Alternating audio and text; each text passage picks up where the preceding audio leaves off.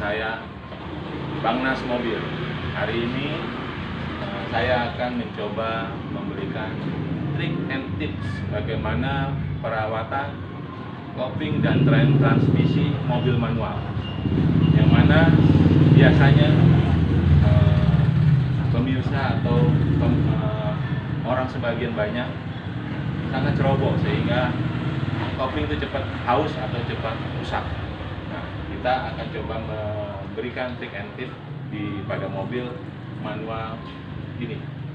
Francis, untuk selanjutnya saya akan menjelaskan bagaimana banyak orang yang salah dalam pemakaian atau perawatan kopling mobil. Contoh yang sangat sederhana, kebanyakan pemakai atau hanya tahu bagaimana memindahkan kopling atau menurunkan kopling atau gigi disebutnya. Nah, kebanyakan daripada kita selalu menganggap remeh.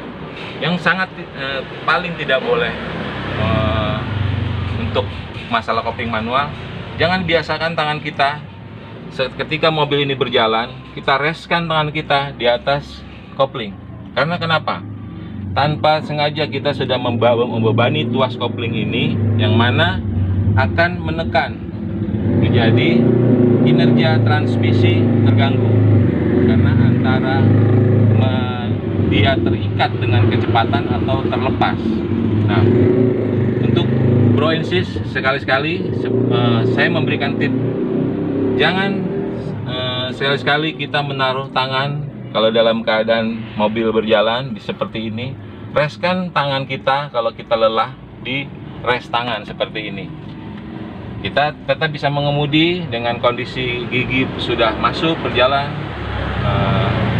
akan lebih. Bro Insis, yang saya tadi bilang, jangan bebani kaki kita kepada tuas kopling kalau apabila mobil sedang dalam kondisi berjalan.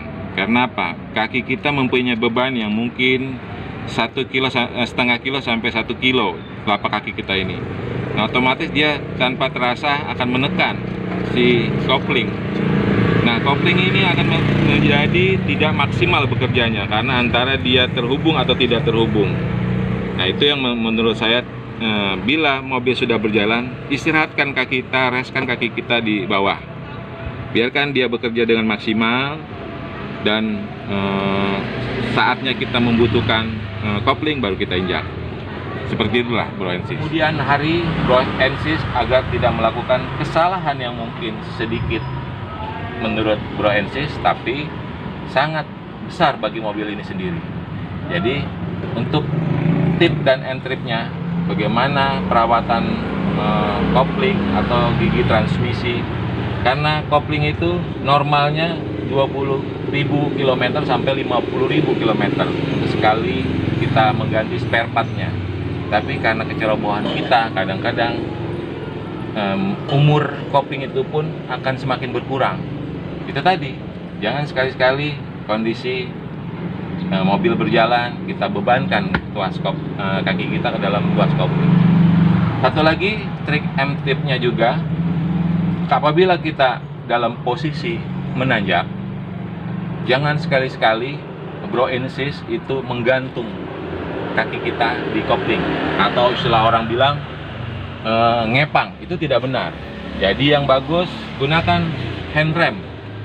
Handrem ini kalau kita posisi menanjak, selain kita peraikan kopling kita ini dalam keadaan netral, kalau kita macet atau menanjak yang kita mengalami tanjakan tapi terus macet, kita netralkan, kita main handrem. Jadi otomatis si kinerja kopling tidak akan terbebani.